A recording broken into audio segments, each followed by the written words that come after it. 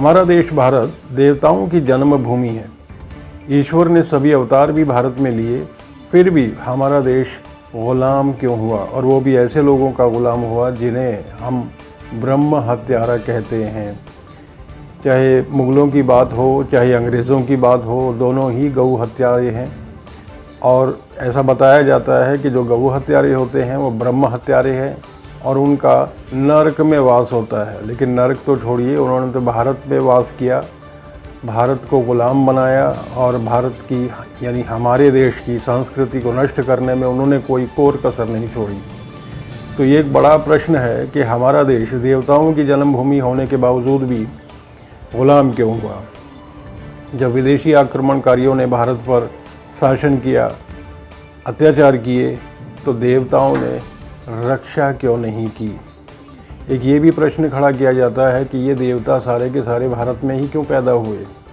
तो युवाओं के मन में ये एक संशय है कि कहीं ये देवताओं की बातें मिथ्या तो नहीं। लेकिन जहाँ तक देवताओं के भारत में पैदा होने की बात है, उसका तो सीधा सा उत्तर ये है कि हमारी मान्यताओं के अनुसार इस सृष्टि का आरंभ ही भारत से हुआ। जिस समय सृष्टि का आरंभ हुआ, अर्थात पुष्कर क्षेत्र में जब ब्रह्मा जी उत्पन्न हुए और उन्होंने सृष्टि आरंभ की, तो दुनिया में कहीं भी कोई जीव था ही नहीं। तो शुरुआत ही भारत से हुई, तो जाहिर सी बात है कि सभी देवता सब भारत में ही उत्पन्न होंगे। लेकिन ये जो दूसरा प्रश्न है कि इतने साधन संपन्न होने के बावजूद भी और बड़े बड़े महाबली क्षत्रिय होने के बाद भी भारत गुलाम क्यों हुआ, ऐसे हालात क्यों बने कि भारतीयों ने ही अपने ही लोगों के साथ षड्यंत्र किए। एक सीधा सा नियम ये है कि इस सृष्टि के अंदर अंधकार सर्वव्यापक है। ये तो सूर्य है जो अंधकार से हमें बचाता है। यदि सूर्य अस्त हो जाए तो अंधकार को बुलाने के लिए कोई यत्न नहीं करने पड़ते। हमारे कक्ष में यदि अंधेरा है रात के समय, तो उजाला करने के लिए हमें यत्न करने पड़ते हैं, दीपक जलाएंगे या फिर लाइट वगैरह का प्रबंध करेंगे। लेकिन अंधकार को बुलाने के लिए कोई यत्न नहीं करने पड़ते। मतलब कहने का ये है कि हम धर्म के कारण ही सुरक्षित हैं, और यदि धर्म ही नहीं होगा तो अधर्म तो सर्वव्यापक है, अधर्म तो अपने आप ही आएगा। तो ऐसी कोई गलती हमारे से हुई है हमारे देश में कि हमने धर्म को धर्म नहीं छोड़ा, और इसीलिए अधर्म ने हम पर शासन किया। तो ऐसी कौन सी गलती है, इसी की हम पड़ताल करेंगे। जीतता वही है जिसके साथ धर्म होता है। महाभारत के युद्ध में कौरवों के साथ सेना भी अधिक थी और महारथी भी अधिक थे। उसके बावजूद भी पांडवों की विजय हुई, क्योंकि पांडवों के पास भले ही सेना कम थी परंतु धर्म उनके साथ था। तो धर्म जहाँ होता है वहीं विजय होती है।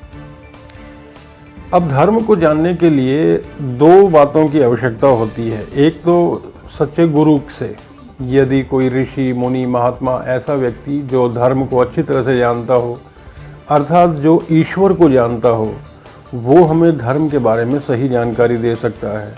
और दूसरे हमारे धर्म ग्रंथ, कि धर्म ग्रंथों में ईश्वर के संबंध में बहुत सारी बातें लिखी होती हैं जिन्हें पढ़कर हम जान सकते हैं कि धर्म क्या है।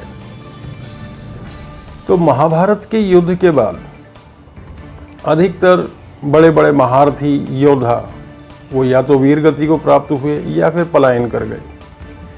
अब जैसे नारद जी और परशुराम जी, इनका 3 युगों में आगमन हुआ है।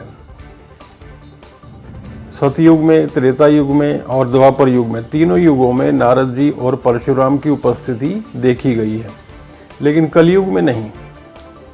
क्योंकि ऐसी एक सामान्य मान्यता है कि जो कलयुग है ये भोगी लोगों के लिए होता है, इसलिए जितने भी ज्ञानी महात्मा हैं वो कलयुग में आते ही नहीं।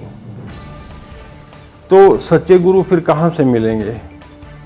अब रही दूसरी बात कि जो ये धर्म ग्रंथ हैं उनसे हम ज्ञान प्राप्त कर सकते हैं, धर्म के बारे में जानकारी ले सकते हैं। तो जैसे ही कलयुग आरंभ हुआ, जितने भी ऋषि मुनि थे वो तो पलायन कर गए और धर्म ऐसे लोगों के हाथों में आ गया जो आलसी थे, व्यभिचारी थे, सत्य और ब्रह्मचर्य से जिनका दूर दूर तक कोई लेना देना नहीं था। तो ऐसे स्वार्थी लोग धर्म को कितना सुरक्षित छोड़ेंगे ये आप स्वयं सोच सकते हो।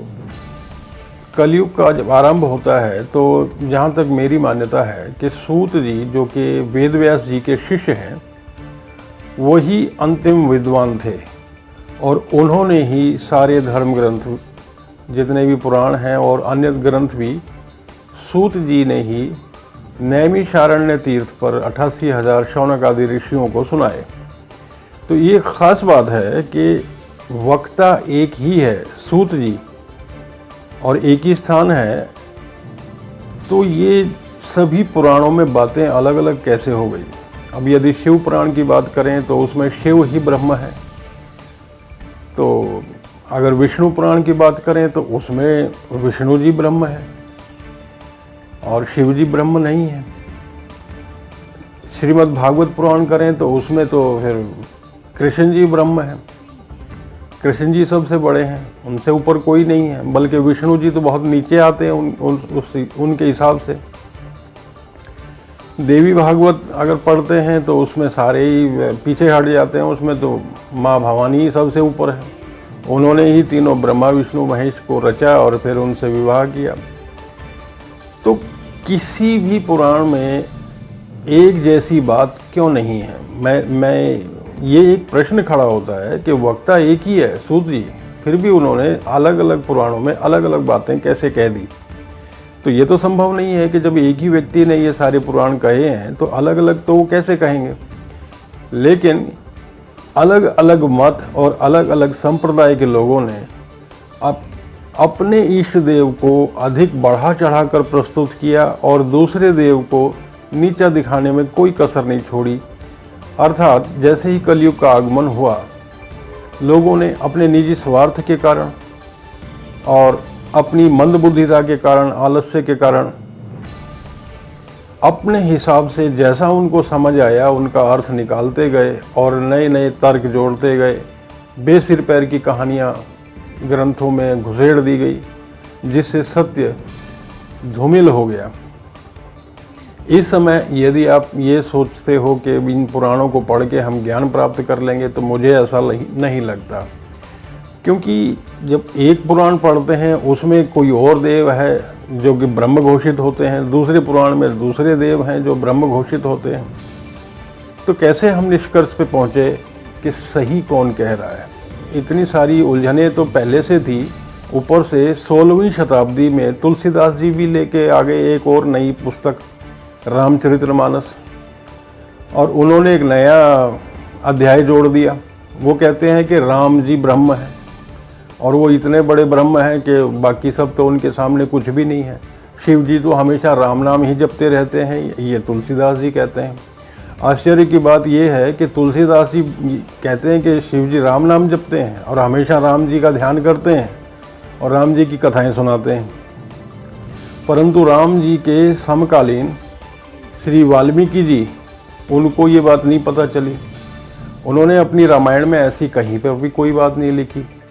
अब सवाल तो ये भी खड़ा होता है कि जब वाल्मीकि जी ने पहले रामायण लिख रखी थी तो दोबारा से रामायण लिखने की क्या आवश्यकता पड़ी, और वो भी कलयुग के 16वीं शताब्दी में।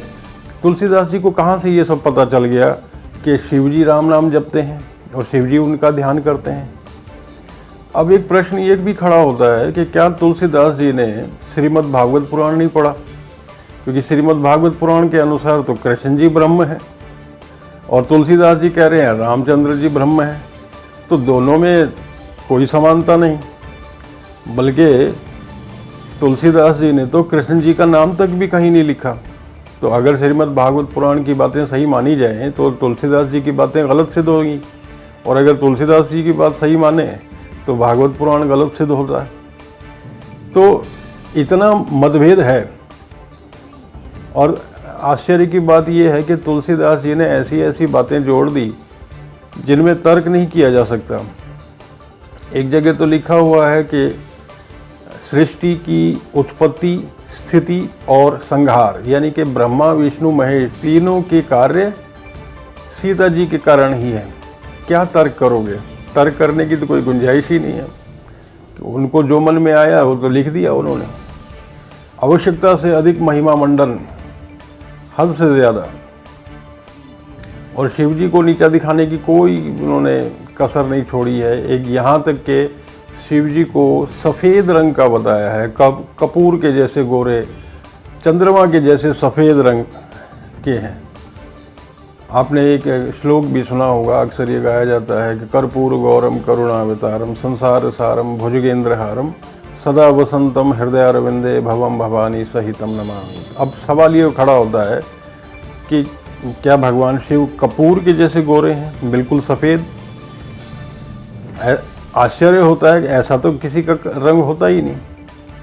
लेकिन ऐसा लगता है कि जैसे तुलसीदास जी ने जानबूझ के रंग ऐसा बताया कि शिवजी सफ़ेद रंग के हैं और रामचंद्र जी नीले रंग के हैं, ताकि लोग ये समझ जाएं कि शिवजी भगवान नहीं हैं बल्कि रामचंद्र जी भगवान हैं, क्योंकि भगवान का रंग तो नीला होता है।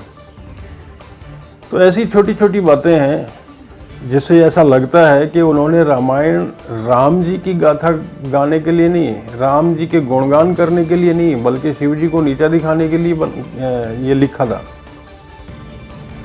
और एक जगह तो उन्होंने माता सती का ही अपमान किया है। सती के बारे में कहा है कि स्त्री स्वभाव से ही मूर्ख होती है।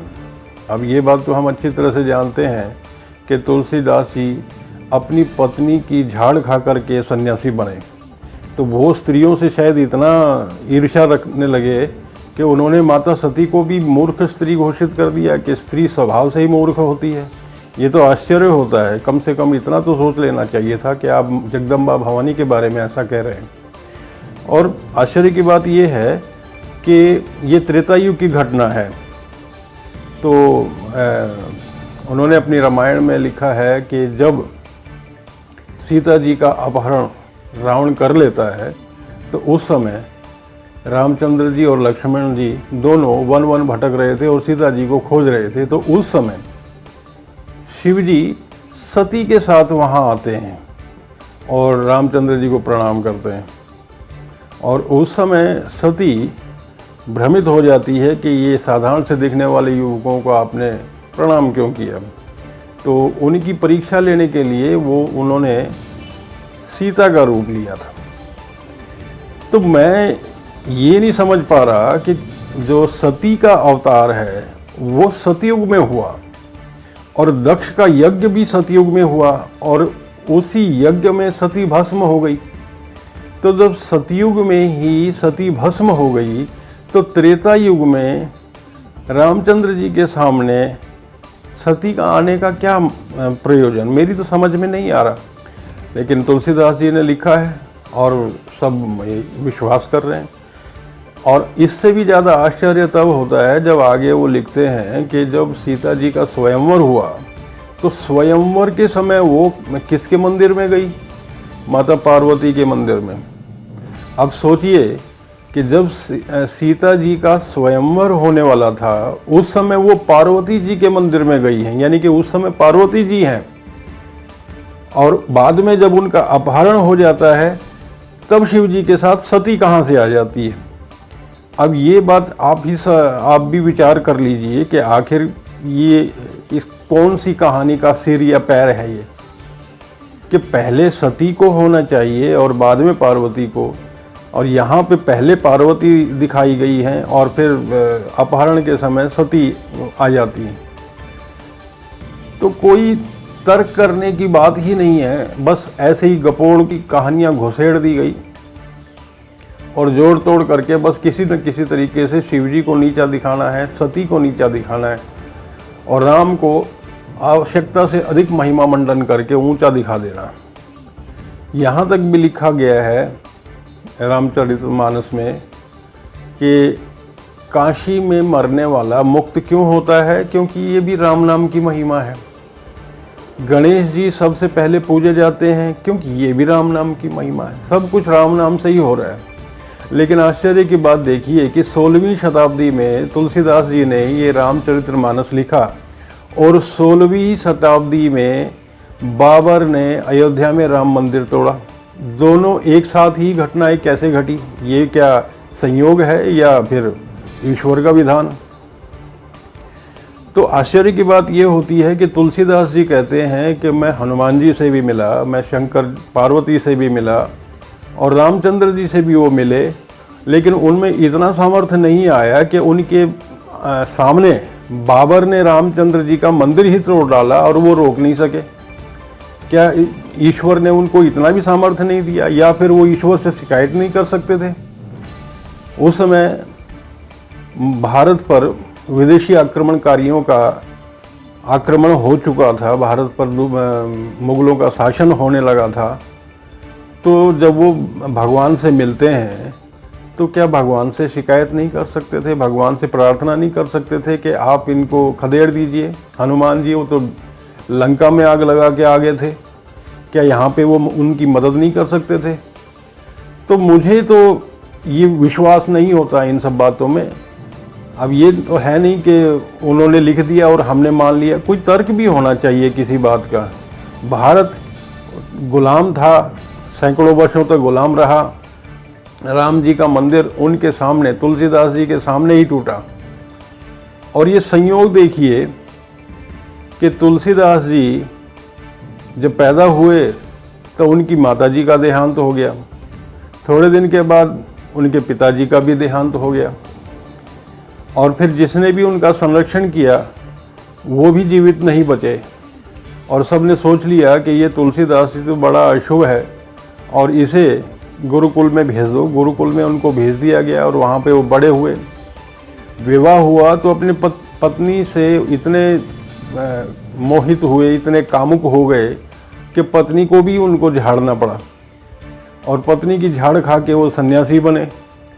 और उसके बाद उन्होंने ऐसी रचना रची 16वीं शताब्दी में कि उनकी रचना रचते ही रामचंद्र जी का मंदिर भी नहीं बचा, और आज तक भी राम जी का मंदिर कोई बनवा नहीं सका।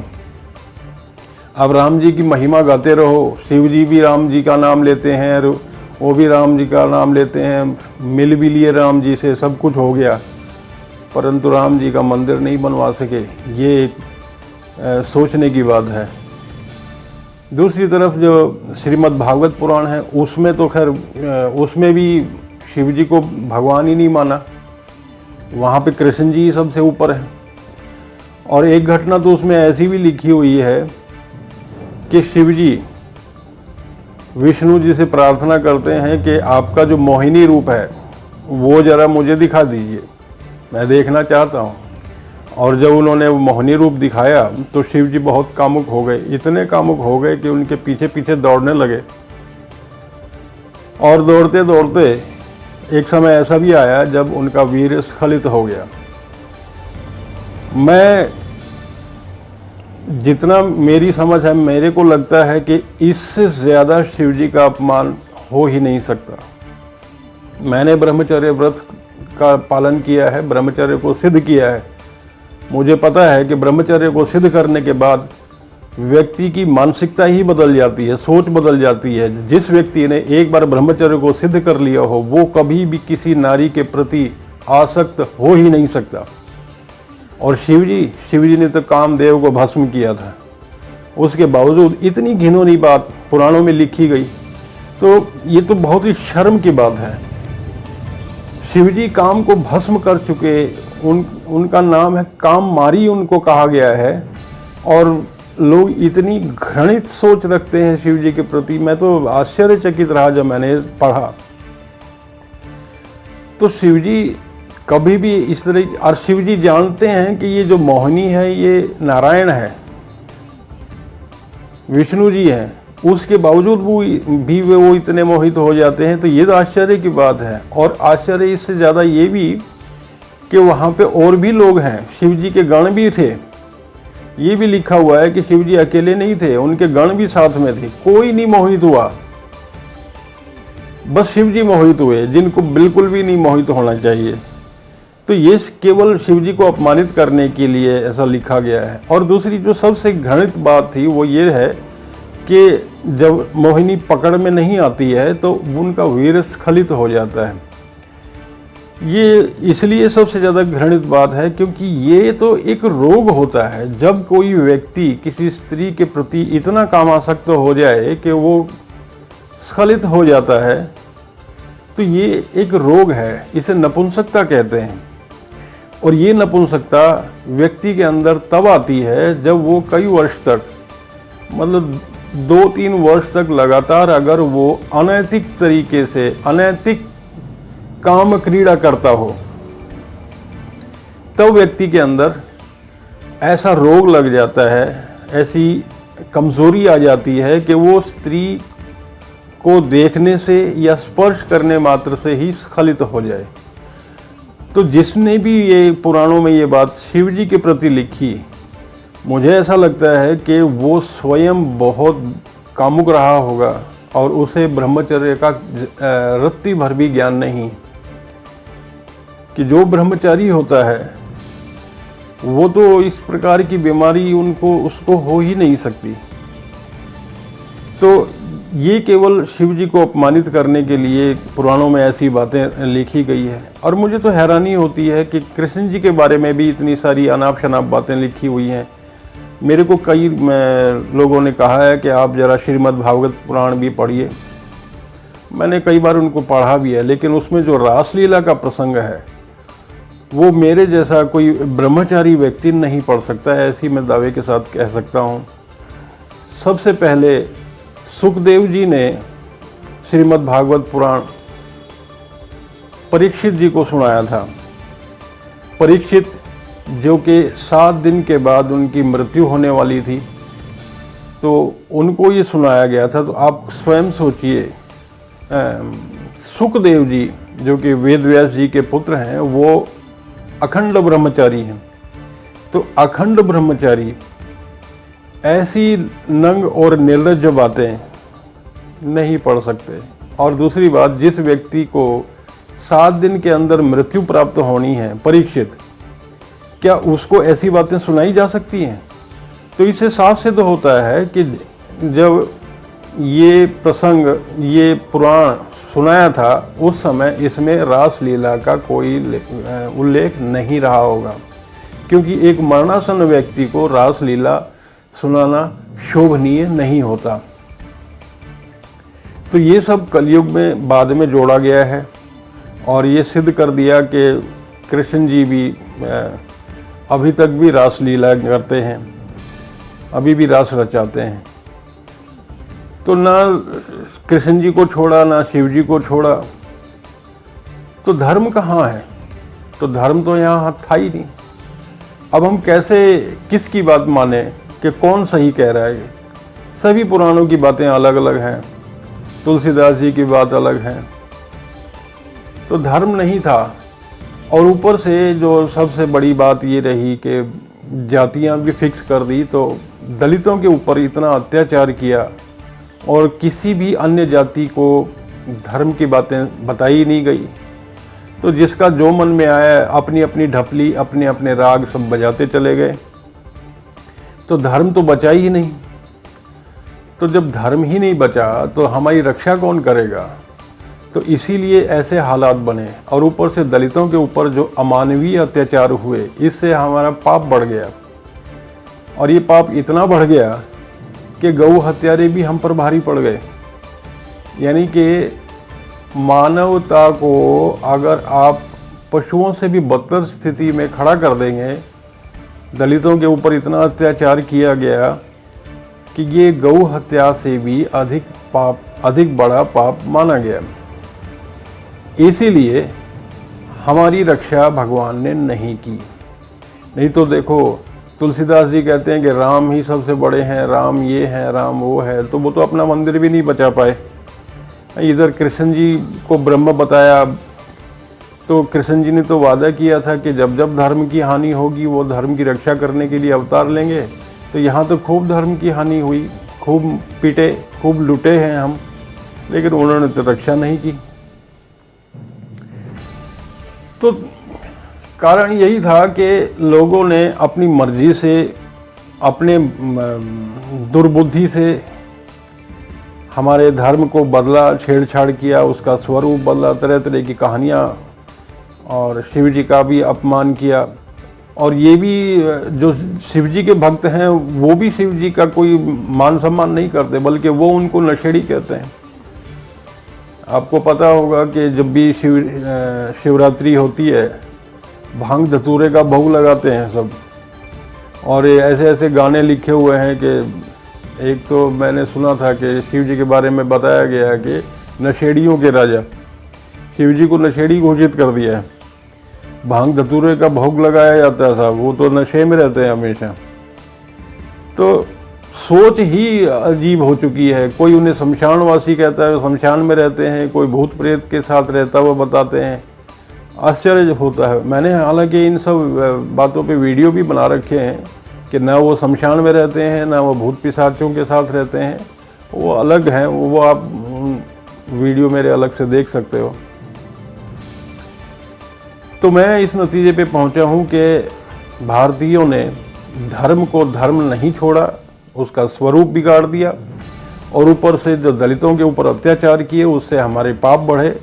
इसी कारण हम लोग गुलाम हुए, और आज भी हम गुलाम ही हैं। कभी अगर ये सोचते हो कि हम स्वतंत्र हो गए हैं, स्वतंत्र नहीं हैं। आज भी हमारे देश के मान्यता प्राप्त स्कूलों में हमारी राष्ट्रभाषा हिंदी बोलने पे प्रतिबंध लगाया जाता है, अंग्रेजी बोलने पे विवश किया जाता है। तो गुलाम तो हम अभी भी हैं, और अभी भी हम अपने स्कूलों में गीता का पाठ नहीं करा सकते, रामायण आदि हम नहीं पढ़ा सकते, धर्म की बातें हम नहीं कर सकते। स्वतंत्र तो हम नहीं हैं। हमारे देश की आज अजीब सी हालत हो चुकी है। इस दुनिया में जितने भी धर्म हैं उन सब के प्रतिनिधि हमारे देश के अंदर मौजूद हैं, और सब अपने अपने हक के लिए लड़ते रहते हैं। तरह तरह की यहाँ जातियाँ हैं, तरह तरह की भाषाएं हैं, तरह तरह के विचार हैं। हमारा ही धर्म कई मतों में विभाजित हो गया है। बौद्ध है, जैन है, सिख हैं, और संप्रदाय हैं अलग अलग। खंडित हो गए हैं हम एक हैं ही नहीं। तो इसीलिए हम आसानी से दूसरों का शिकार बन जाते हैं और लुटते रहते हैं। तो जब तक हम एक नहीं होंगे, संगठित नहीं होंगे, तब तक हमारा कोई उद्धार नहीं हो सकता। हो सकता है कि आपके विचार मेरे विचारों से मेल ना खाते हों, लेकिन फिर भी विचार अवश्य कीजिए, क्योंकि भारत के माथे पे एक बहुत भयानक कलंक लगा है। इसका कोई तो महान कारण है, कोई तो बड़ा कारण है, अन्यथा भारत किसी का गुलाम नहीं हो सकता था। नमस्कार। और हाँ, इस वीडियो पर अपनी राय देना ना भूलें।